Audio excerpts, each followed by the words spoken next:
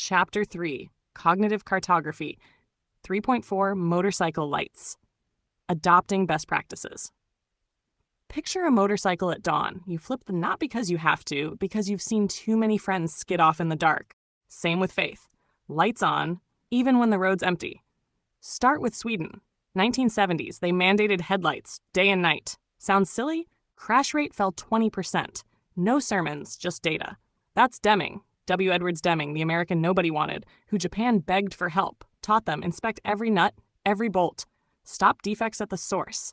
Lights on meant fewer wrecks. Fewer wrecks meant safer roads. Japan listened. Toyota bowed. Now they're the ones shipping zero-fault engines while Detroit's rusting. Dimming, that's where you get clever. Smart LEDs read the glare, dim automatically, no hand on the switch. Energy saved, eyes spared.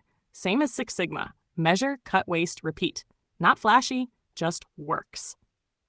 China watched. Took Deming's gospel and turbocharged it. Started with knockoff Nokia bricks, ended with Huawei selling 5G to Europe. How? One-child policy. Yeah, brutal, but it bought them 40 years. No baby boom, just boomtown. Poured concrete, not rice. Built 50,000 kilometers of high-speed rail, electric, silent, 350 kilometers an hour, while the Iron Rooster still puffed coal in '85. Theroux called it romantic. Now it's Tuesday. Singapore, though, masterclass. 1965, fishing village, kicked out of federation, zero land, zero oil. What did they do? Nocracy, wisest rule. Geniocracy, brains, not bloodlines. Technocracy, engineers sign the bills. Meritocracy, promote the kid who fixes the leak, not the one whose dad knows the minister. Result? From $500 GDP per head to 90 grand. Roads, hospitals, trains. Built on time, under budget. No one's WhatsApping cronies for an inflated kilometer. Countries left behind? Different story. Kakistocracy, the worst rise, not the brightest.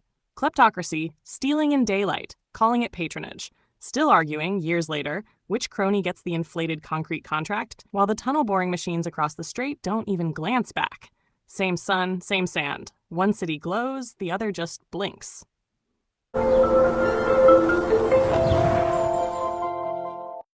Learn to cook with confidence. A holiday cooking experience for teens and school leavers. Cooking is one of the most important life skills a young person can develop. We eat every day, and knowing how to prepare good food sets you up for independence, creativity, and lifelong well-being.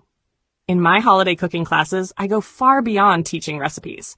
I blend knife skills with the wonders of food science, the chemistry, biochemistry, and nutrition that shape every flavor, texture, and aroma.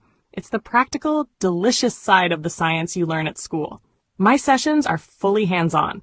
You will feel the warmth rising from a pan, hear onions sizzling into sweetness, smell butter turning nutty and golden, and watch simple ingredients transform into something extraordinary. Cooking becomes a sensory adventure, not a chore.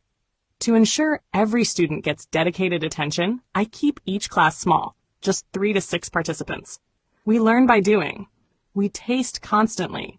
We experiment with confidence, and we uncover why small changes in technique make big differences on the plate.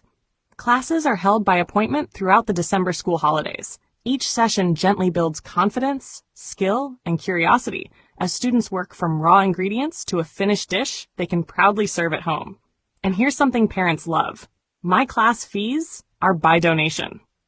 If your child walks away bored or unmoved, you pay nothing. But if your child returns home excited, inspired, and perhaps presents you with a classic French onion soup, richly caramelized and impossibly fragrant, then simply contribute what you think that experience is worth. If your child keeps pestering you to bring them back for more classes, well, you'll know you've got your money's worth. All proceeds help fund my ongoing eye treatments, so every contribution goes to good use. Students will also learn how to choose fresh ingredients and shop smart. Do give them some grocery money, because selecting produce confidently is just as important as cooking it well. If you're ready to turn curiosity into skill and skill into joy, I would love to welcome your teen into my kitchen. Parents are most welcome to sit in as chaperones or return at the end to savor their children's culinary creations.